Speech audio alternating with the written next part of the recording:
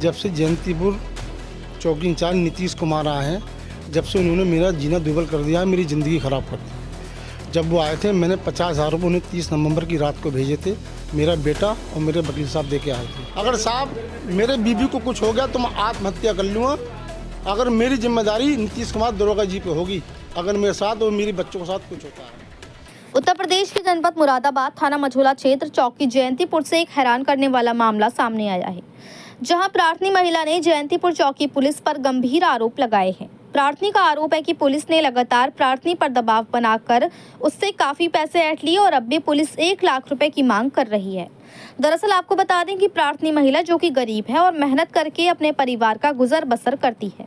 प्रार्थनी के पति मोहम्मद आदिल किसी काम से गए हुए थे, तभी जयंतीपुर चौकी की पुलिस अपने साथ बुलाकर चौकी ले गई और चौकी पर बंद करके कहा कि 5 लाख रुपए ले आओ तभी छोड़ेंगे, वरना एनडीपीएस एक्ट में जेल भेज देंगे।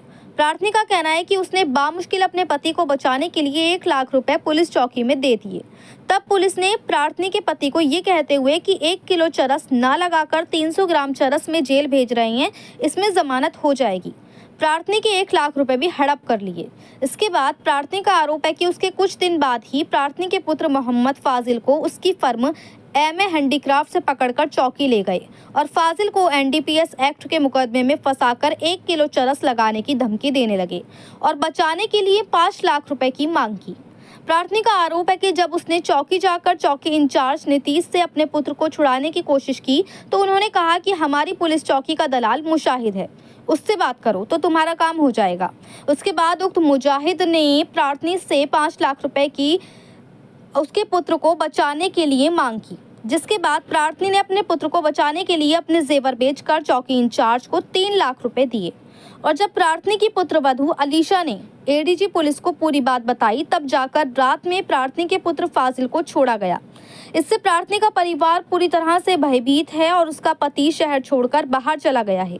प्रार्थनी का आरोप है कि चौकी इंचार्ज नीतीश प्रार्थनी से उसके घर पर रहने के लिए 1 लाख रुपए की मांग कर रही हैं।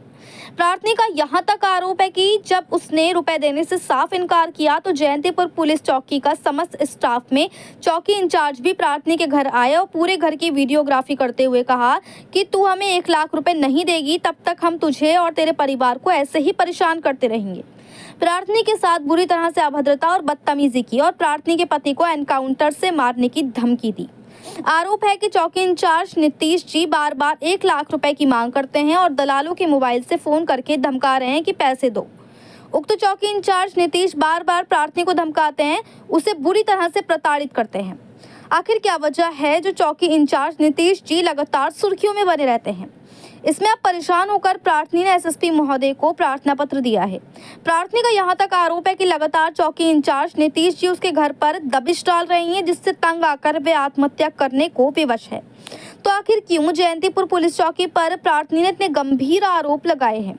यदि इस तरह से पुलिस गरीब महिला से इसी तरह से पैसे मांगती रही तो गरीब इंसान अपनी फरियाद लेकर आखिर कहाँ जाएगा? अगली खबर में होगा पूरे साक्ष्यों के साथ इस मामले का खुलासा। फिलहाल अब देखना यह है कि एसएसपी साहब इसमें क्या कार्रवाई करते हैं। मुरादाबाद से परवेज अंसारी की रिपोर्ट। क्या नाम है?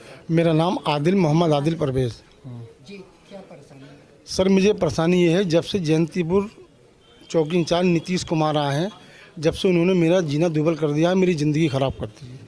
जब वो आए थे मैंने 50,000 रुपये उन्हें 30 नवंबर की रात को भेजे थे, मेरा बेटा और मेरे वकील साहब दे के आए थे। उसके बाद उन्होंने 1 दिसंबर को मेरे बेटे को 3:30 बजे, 3:45 बजे के लगभग इसे उठा लिया कारखाने में से, जो लेबर काम वहाँ कर रही थी। इसे उठा के टीपी नगर चौक पे उन्होंने रख दिया और गायब कर दिया। हमने बहुत कहा, उन्होंने हमें कुछ नहीं बताया। रात को फ़ोन आया 11 बजे मुखबर का, मुशाहिद का, कि दरोगा जी 2.5 लाख रुपये मांग रहे हैं। हम साहब के पास भी गए थे, उनसे भी इल्तिजा करी थी। हमने डीजीपी साहब को भी फ़ोन करे थे, 2 जिनके हमारे पास टाइम और वक्त सब मौजूद है। हमारे वकील साहब नौशाद अली एडवोकेट पे सब पूरी चीज़ तैयार है। उसके बाद हमने 2.5 लाख रुपये दिए, तब उन्होंने 3 बजे हमारे लड़के को से ये जो खड़ा है फाजिल, इससे छोड़ा। इन दोनों लड़कों पर मेरे कोई मुकदमा नहीं है, बिल्कुल वाइट है। एक लड़का मेरा अभी सऊदीया से आया है, बिलाल, जिसका नाम है, 3 साल में, उसे भी बंद करने को कह रहे हैं। अगर तेरे बाप ने 1 लाख रुपये महीना मुझे रहने का नहीं दिया तो मैं फर्जी मुकदमों में बंद करूँगा, और नहीं तो एसएच खोलूँगा, नहीं तो 5 लाख रुपये में चाहिए। सर मैं 70 साल का बुढ़ा हो गया, मुझ पर क्या एसएच खोलेंगे? मैं अब 3 महीने से अपने घर से गायब हूँ, दर दर की ठोकरें खाता फिर रहा हूँ सर। ये मेरी बीवी खड़ी है जो दिमाग से पागल हो चुकी है, दरोगा जी ने से पागल कर दिया है। पहले क्या काम करते थे? पहले सर 10 साल पहले सट्टा कर मेरा सर परचूनी की दुकान थी, परचूनी दुकान चलाता था मैं। उससे पहले मैंने तो सट्टा करा था 2-4 साल, जिसपे मुझ पे एनडीपीएस के फर्जी मुकदमे पुलिस ने लगाए थे। अब मैं कुछ नहीं करता हूँ, अब मैं घर से भी गायब हूँ 3 महीने से। अब मैं सिर्फ न्याय चाहता हूँ। आपने एप्लीकेशन एसएसपी साहब को दी थी? सर कल एसएसपी साहब की यहाँ मेरा बेटा और मेरी बीवी गए थे, तो एसएसपी साहब ने आश्वासन दिया था कि तुम्हारे साथ न्याय होगा। उन्होंने दरोगा जी को बुलाया भी था, लेकिन ये नहीं पता चला क्या बात हुई।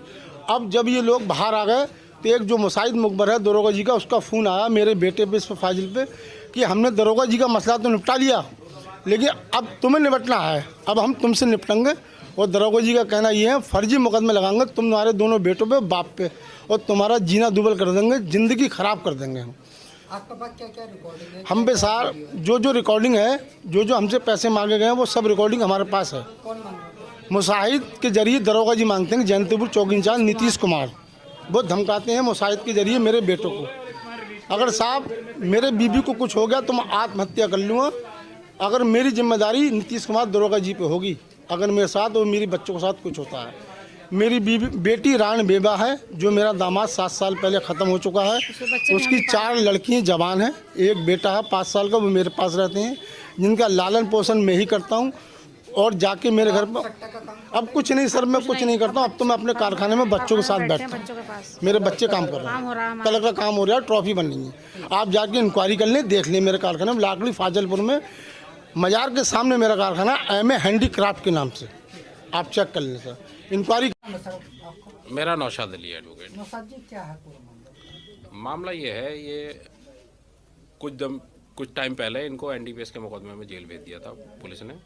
तब इन्होंने मुझे सूचना दी थी कि मुझे गलत तरीके से एनडीपीएस के मुकदमे में जेल भेजना चाहते हैं, तो मैंने इनके खिलाफ़ कार्रवाई की थी पुलिस के खिलाफ़। तो पुलिस ने ये किया था इनसे कि वकील साहब को मत बताना, और इनसे कुछ ले दे गए, इनको जो है हल्की धारा में किसी जेल भेज देंगे, और इनको जेल भेज दिया। उसके बाद ये मुरादाबाद छोड़कर कहीं बाहर रहने लगे। तब से लगातार पुलिस मझोले की जो पुलिस चौकी है जयंतीपुर, वहाँ के पुलिस वाले और दरोगा जी ने आए दिन परेशान करते रहते क्या हैं। नाम है दरोगा जी का? इनका नाम जो इन्होंने मुझे बताया, वो अब जो आए हुए हैं लेटेस्ट हैं, वो नीतीश कुमार हैं। मतलब पूरा टीम इनके घर गई और इनसे कहा अगर इस क्षेत्र में रहना है तो 1 लाख रुपए महीना हमें दोगे, वरना हम तुम्हें यहाँ नहीं रहने देंगे। तो मैंने कहा ये तो गलत है। मेरा एक सवाल के, अब तक कितना पैसे ये दे चुके हैं?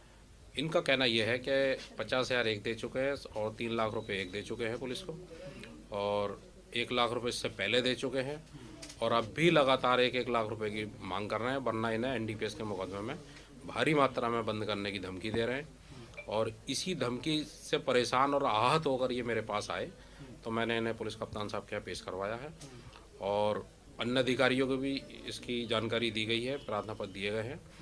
और इसके बावजूद भी अगर इन्हें इंसाफ नहीं मिलता तो मैं अदालत का दरवाज़ा खटखटाऊंगा, और अदालत से उम्मीद है कि इन्हें इंसाफ मिलेगा।